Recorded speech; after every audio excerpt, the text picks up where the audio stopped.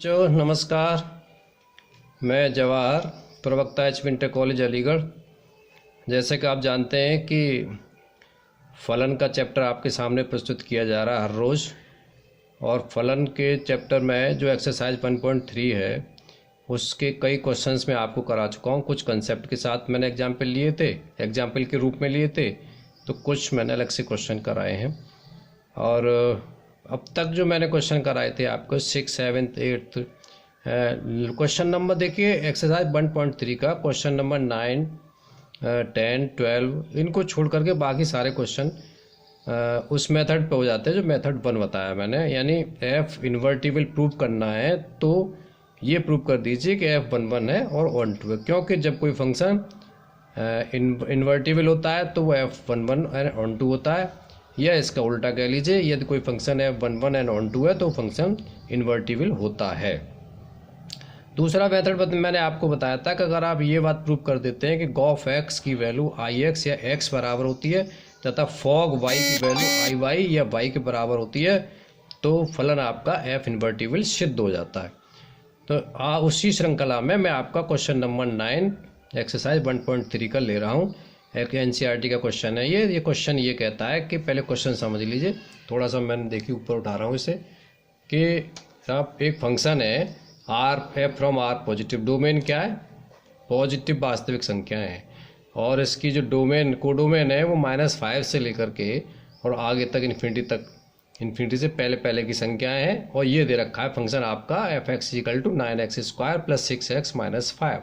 करना क्या है इसमें, हमें शो ये करना है कि साहब एफ जो आपका इन्वर्टिबल है यानी व्युत्क्रमणीय फलन है, और विद इसके इन्वर्टिबल फंक्शन का मान F inverse Y equal to √y + 6 - 1/3 है।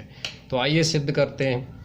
तो आपको मालूम है, जैसे मैंने आपको बताया था कि कोई भी फंक्शन व्युत्क्रमणीय तब होता है जब आप ये सिद्ध करते हैं गॉफ ऑफ एक्स की वैल्यू एक्स के बराबर, फॉग वाई की वैल्यू वाई के बराबर। तो पहले थोड़ा सा इस फंक्शन के बारे में बात कर लेते हैं। गॉफ और फॉग की वैल्यू थोड़ी देर बाद निकालेंगे। यहाँ पर एफ एक्स इक्वल टू दे रखा है 9x² + 6x - 1। तो देखिए मैंने एफ एक्स को जैसे जानते हैं वाई मानते हैं, तो y equal to 9x² + 6x - 1 लिख लिया। इसके मैंने गुणनखंड किए तो ये गुणनखंड 3x + 1 का होल स्क्वायर -6 आया। अब इस 6 को मैंने y की तरफ ट्रांसफर कर दिया तो ये y + 6 इक्वल टू 3x + 1 का होल स्क्वायर हो गया, या 3x + 1 की वैल्यू अंडर रूट में आ जाएगी √y + 6, और यहाँ से फिर मैंने x की वैल्यू निकाली, -1 इधर आ जाएगा, 3 से डिवाइड हो जाएगा तो x की वैल्यू √y + 6 - 1/3 हो जाएगी। और चूंकि x को एफ इनवर्स y लिखते हैं, जैसे मैंने आपको बताया था ना F X equal to Y तो x equal to F inverse y, तो इसी x की जगह एफ इनवर्स y लिख दिया। और फिर एफ इनवर्स को g कहते हैं, क्योंकि मैंने आपको बताया था g जो है क्या है, फंक्शन है, इनवर्स फंक्शन है किसका, f का, तो यानी g equal to F inverse, इसको एफ इनवर्स की जगह g भी लिख दिया। तो जी वाई इक्वल टू इतना हो गया। ये इक्वेशन नंबर 2 डाल दिया और ये इक्वेशन नंबर 1 है, इन दोनों इक्वेशंस का यूज होगा, इसलिए मैंने इक्वेशन नंबर 1 और 2 दिए। अब आप देखिए क्वेश्चन नंबर ये आगे गॉफ की वैल्यू निकालते हैं। इसी क्वेश्चन में बड़ा सीधी सी बात है, गॉफ एक्स इक्वल टू, हमेशा गॉफ के साथ x लेते हैं, फॉग के साथ y लेते हैं, तो जी एफ एक्स आ गया। अब देखिए जी फलन के लिए जो x की जगह एफ एक्स काम कर रहा है, तो एफ एक्स की जो वैल्यू आप वो पुट कर दीजिए। एफ एक्स की वैल्यू समीकरण नंबर 1 से उठा लीजिए, 3x + 1 का होल स्क्वायर -6 मैंने उठा ली, ये रख दी। अब आपका ये जी एक्स या जी वाई जहाँ पर है फलन, वहाँ पर y की जगह ये वाला काम करेगा।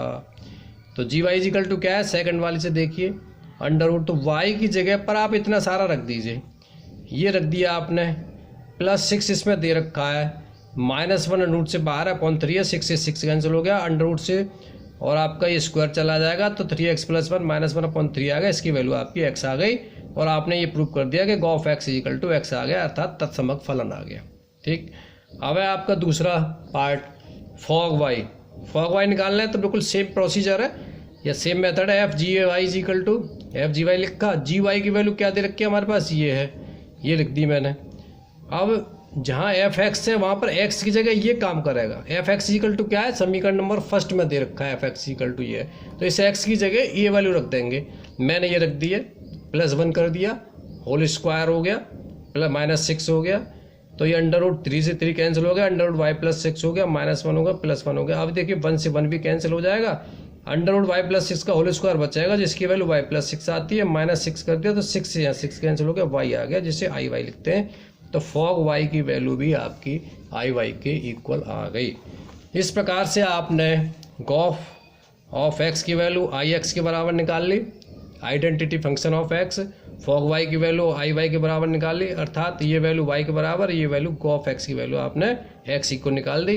अगर ये दोनों काम आपने कर लिए तो फंक्शन आपका व्युत्क्रमणीय हो जाता है।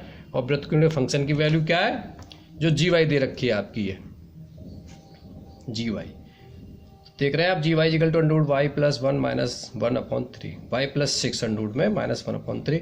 तो ये आपका सॉल्यूशन है। ये क्वेश्चन आप लोगों को, हमें भी टफ लगता था, आप लोगों को भी टफ लग रहा है, क्योंकि एनसीईआरटी का देखिए थोड़ा सा सॉल्यूशन प्रोसीजर जो है हमारे जो पुराने पैटर्न से थोड़ा डिफरेंट है। वो पुराना पैटर्न हल्का सा थकाऊ और पकाऊ हो चुका था, ये नया इनोवेटिव आइडिया है, तो इस पर आधारित हमने क्वेश्चन किए। अब हमें देखिए दूसरा क्वेश्चन करना है 12वां, बड़ा मज़ेदार क्वेश्चन है, इसको ज़रा समझिए। इसमें सिंपली ये पूछा है कि साहब एफ इनवर्स का इनवर्स भी एफ ही होता है, यानी किसी प्रतिलोम फलन का प्रतिलोम भी एफ होता है। और ये दे रखा है कि एफ जो है इन्वर्टिबल है। एफ इन्वर्टिबल है, इसका क्या मतलब है? एफ इन्वर्टिबल है, इसका मतलब ये है कि फंक्शन आपका 1/2 है। क्या है गिवन आपके पास कि एफ आपका इन्वर्टिबल है, इन्वर्टिबल अर्थात व्युत्क्रमणीय है। एफ का मतलब है F from A to B, आपका फंक्शन 1/1 है, 1 and on two, 1 on two है, ये है दिया हुआ है। तो देखिए यहाँ से आप ज़रा साफ आ रही है फिगर, इसको ऐसे लिख देंगे एफ इनवर्स B2A, भी आपका भी 1/1